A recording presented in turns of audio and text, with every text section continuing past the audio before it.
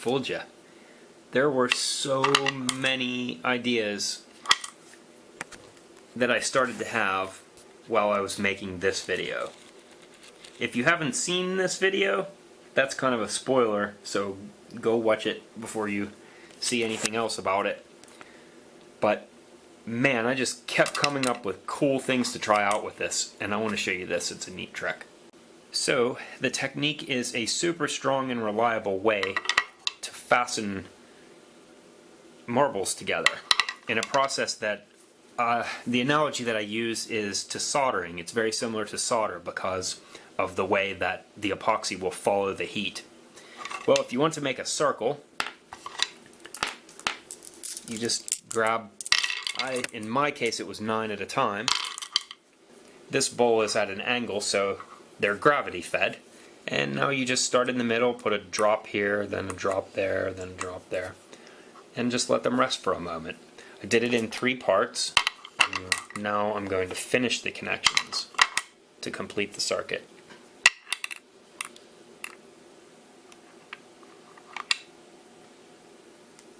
It's as easy as this. Not to brag, but I kept coming up with good ideas for this technique. It's really strange that I've never seen anything like this. So far as I know, this process is as of yet undiscovered. But yeah, the video just kept getting longer and longer and longer, and at some point you just have to stop. And so I couldn't keep adding stuff, so I had to make a supplemental video. Actually, the purpose of this video is about the stand. I want to show you how to make a stand, and along the way I'll try to talk about a little bit of refined technique. Okay, pro tip number 1, heat the marbles, not the epoxy. Heating the epoxy will just expedite its cure time. So it will start to become tacky sooner, and you don't want that. It's best to not let it... You don't want to expedite the curing process until it's already on the marble. While it's on your palette, you want it to just chill there for as long as possible. Check these out. Oh, it doesn't show up on camera. They're kind of reflective metallic, but they still allow blue light to pass through. They're really unique. Well, now I just have to wait, and then I'll assemble all 3 of my pieces at once. Then I'll have a circle. Which leads me, it begs the question, what about a 3D circle? You know, where you connect the north and south poles like this. But I have enough rabbit holes to go down. And besides, this has 27 marbles, so it wouldn't work out perfectly. Well, that's something else, but I've already broken it twice just because of my impatience. But the reduced friction, because 2 spheres only touch each other at one point, there's hardly any friction at all during these collisions, so the marble can maintain its spinning for a very, very long time.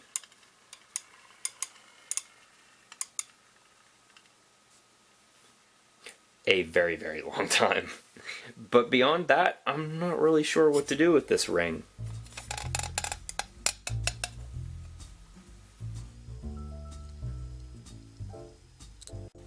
Nevertheless, very interesting looking marbles.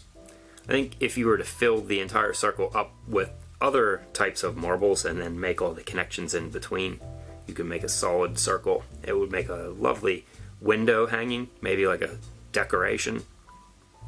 That would make an interesting type of pixel art, I suppose. Way easier than making a stained glass pane, that's for sure. And for the wooden stand,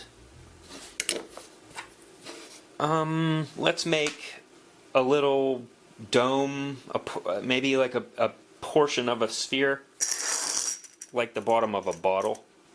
And then I'll make a couple curly cues out of copper that support the whole thing. So handy woodworking tip time. a 45-degree angle from the corner. Repeat on other side. And that's the maximum circle that I can get out of this little piece.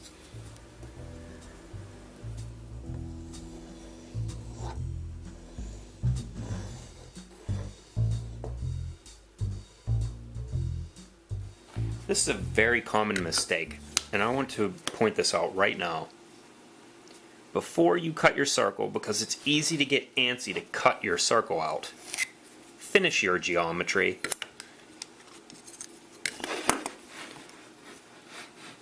Once we finish drawing all the geometry on our circle, then you can cut it out. I make the mistake so often that I free up my circle and then I have to awkwardly hold a circle somehow while I try to make marks on it. But right now it's so easy.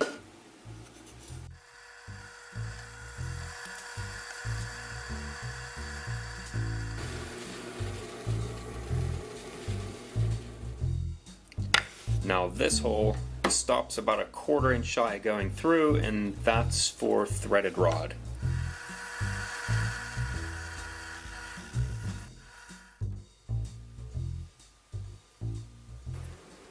This is just some white soap. It's a dry lubricant.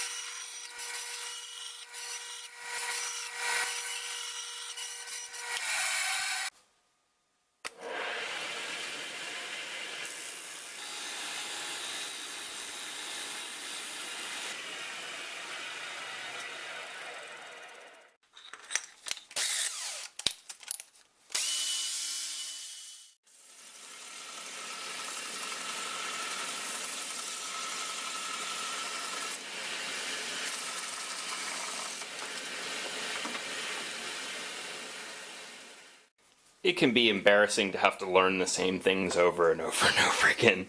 I mean, how many times can you learn the same stupid lessons, right? But we get sidetracked, so hey. Okay, the belt's going in this direction, so you can sand in this direction, but not this way, because if you do, it'll twist, it'll unthread it and twist it off at high speed. And I'm glad you got to enjoy a laugh at my expense because of that.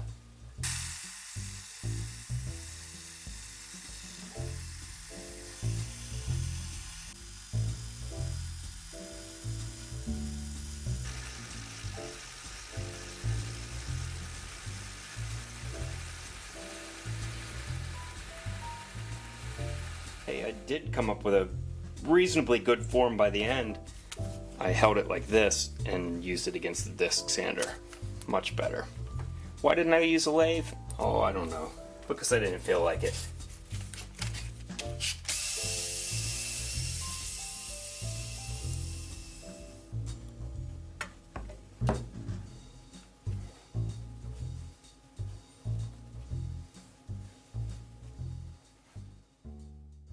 Spoiler alert. No, really. This will be a spoiler. If you haven't seen the video in question, then go watch it because I worked hard on it. And it's like 20 minutes and it has a very visual climax, and this is about to ruin it for you. Now I need a shot in the video that's just a reveal where it's standing there. This doesn't have to be a permanent display, but I need it to work for the reveal. I haven't really invested much thought into this stand, so I'm kind of working it out as I go. This has a common theme, so I'll leave this here just for comparison. And I'll get to that in a little bit, but for now let's work on this. I'll try to keep my big hands out of the way. I would like to grab it there. Now on this one, it grabs just above the first marble, between the first and the third in the center. But that won't do for this one. It has a much more massive, lot more marbles. So I'd like to grab probably between, what is that, the fifth? I don't know, I'm upside down, this is confusing. Check that out. That's actually a cool stand in its own right. This is for something else. It was a puzzle that I never finished. But this will work for now, so that I can toy around with this idea. I'm thinking that I need to put a little tiny cove in the center here just to balance the apex marble on it, so it doesn't move. And then I think these can go between rows 5 and 7. I think that's right. So something like this, or perhaps something like this. I haven't really decided. I'm going to prototype it. I found this in the garbage, and this is soft. I don't want to scratch the finish practicing. Okay, prototype 1. It fits nicely, but I'm not sure how strong it is, and I definitely am leaning towards this needs a little cove for the marble to rest in. You know what? I think I'm going to go for it. Once it's upright, once it's vertical, it really doesn't take much to keep it in place, and there's going to be 4 of them. I feel pretty confident it will do nicely. In fact, I'll probably leave it as a permanent display, or let's say a tentative display that ends up permanent. Welcome to life. Nothing's permanent, but we work as though it is. Working permanence. So far so good. There's only 2 of them there, and they still seem to be supporting it nicely enough. But I also think that the look is going to be really nice. And then once it's all, made nice and epoxied in and put on the finished one, I think it'll be great. That we're going to have to leave alone for now because I'm working on the finish. I'll come back to it. I'm starting off with some easy copper work. This rule is for a combination square, and it accommodates copper wiring nicely. Slide it to the number that you want.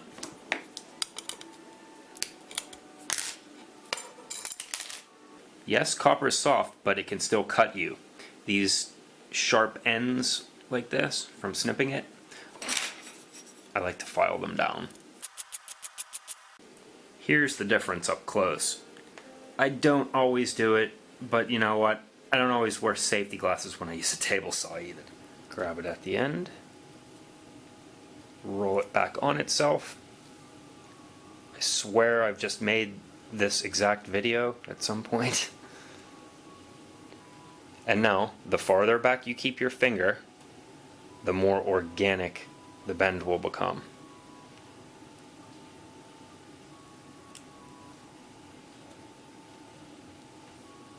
Now I'll bend it the other way.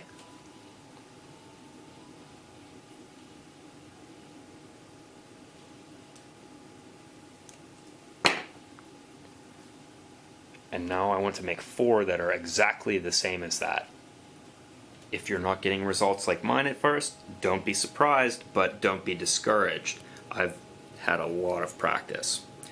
One tip that I will give you is competence. It's like glass cutting. You have to strike fast and without fear.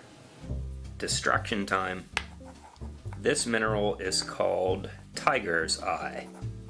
The property that it has is called chatoyancy. From the first 4 letters are French for cat. But look what it does. That's just a cut piece, the backside of which is natural. This is a polished piece. So why am I showing you this? because the goal of a beautiful finish in woodworking is to attempt to emulate this property. So how many coats of oil does it take? 7, 8, something like that. But I'll grow tired of doing it first. This is after 3 coats, but to rival gemstone quality. We have a long way to go. In the meantime, let's make a couple of these stands. You can see I attempted to solder them together at the center, but it didn't work well. Why? Look here. This is an icosahedron that I soldered together, and it worked just fine. But here's the difference. Heat, heat, heat. It always comes back to heat. That's why I equated this whole process to soldering to begin with. When you solder the ends, it's easy to keep the end warm. But when you try to solder something in the middle, like in this case, the heat just quickly escaped in both directions. And I just couldn't get it hot enough to make a bond. I had a couple successes, but overall, don't bother. First things first, the parts. We will have to learn how to make this shape. It not only goes there, but it also goes here, which is the part that hangs this. Okay, we're looking at making 2 different parts, this one and this one. The first one attaches directly to the octahedron. If you turn it sideways, it'll pop right off. Also, it functions kind of like a breakaway, where if you pull hard, it will disconnect. This second one, turned upside down, can suspend the whole thing. 4 of them arranged in this radial formation make this nice little stand. Now to cut the parts, you need 4-inch and 5-inch pieces. This is made of a 5-inch piece. This is made from 4-inch pieces.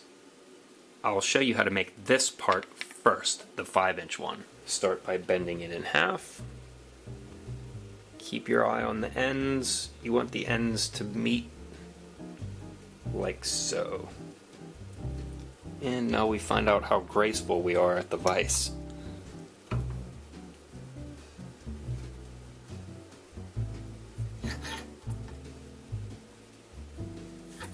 Spread apart gently.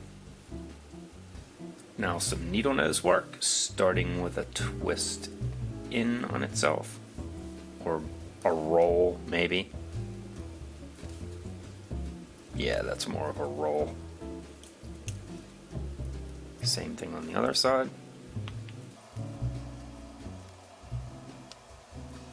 And now the tricky part, and this will be probably my 3rd attempt for the camera. Keep your thumb back and just curl in a little bit and press back.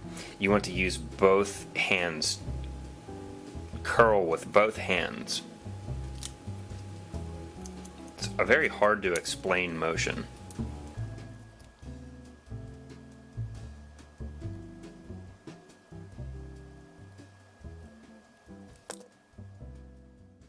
I needed it right in front of my face to make it symmetrical, so I balanced it out a little bit off camera.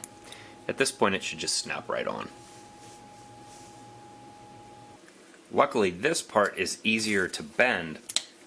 The tricky part is that you have to make 4 of them that are exactly the same. So, jumping right in, make a mild roll in, then flip it around, opposite way, and make a really, really organic roll.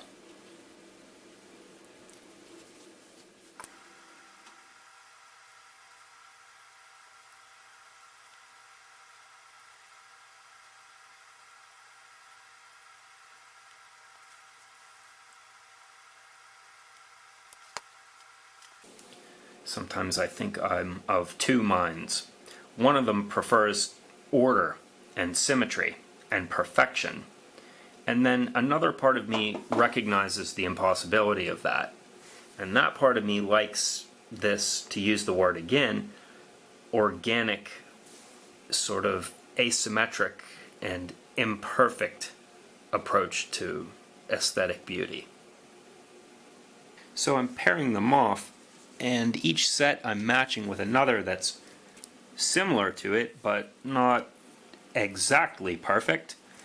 I kind of want it to be natural. I know that sounds like an excuse, but I don't mean it to sound that way. I don't want them to be too perfect.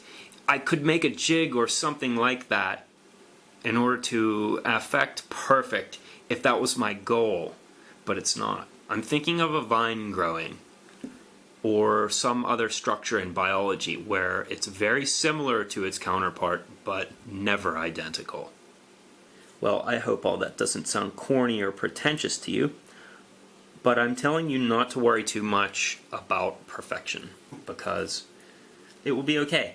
And besides, we can bend these arms and feet later after this binding has been made.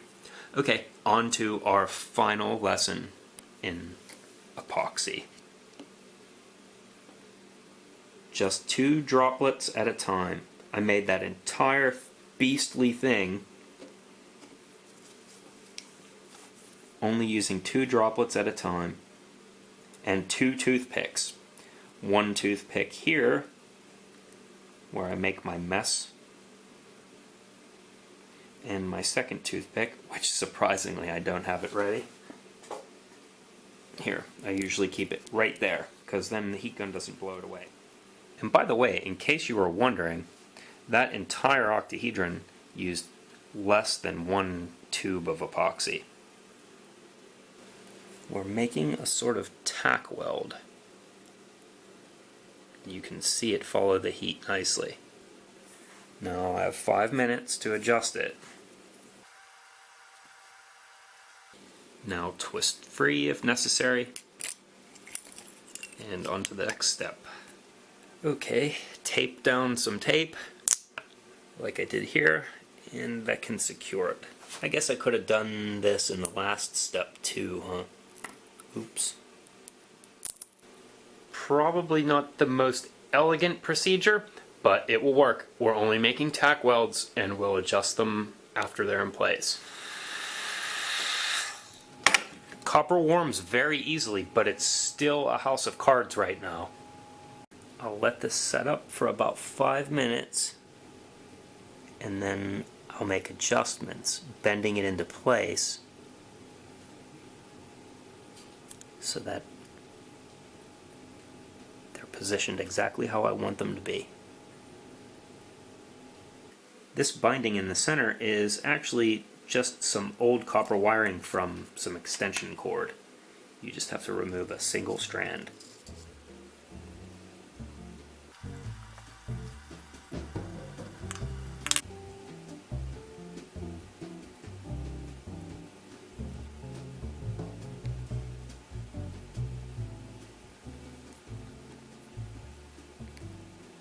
One last application of epoxy to cover the windings.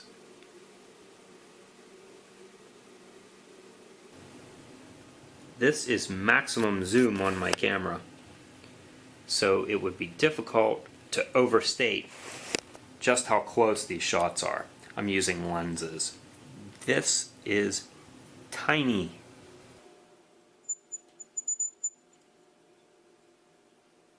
It's set up overnight, so it's hard as a rock, and now I just need to make minor corrections to get it nice and straight.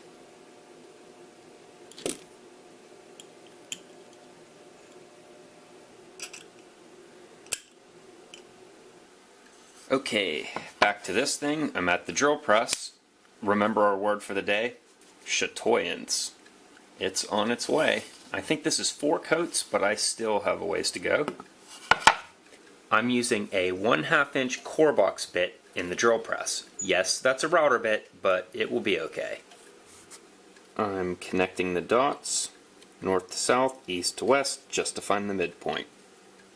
If you were paying attention, you might be a little bit concerned about the hole that we made for the threaded rod, 'cause I am.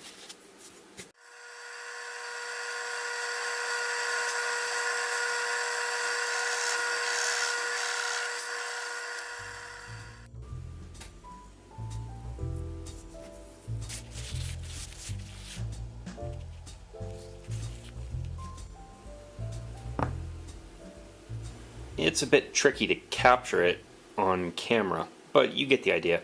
I'll probably add another coat or maybe two at some point, but I have to get this show on the road. I want to get this video series posted. So I'm going to put all these pieces together now, because this little guy has a starring role even though it's a brief role. So if you want to see how that shot turned out, go watch the main channel video. And I appreciate you joining me. There is one more project that I would like to share with you using this epoxy marble soldering process, and I would be negligent not to show it to you.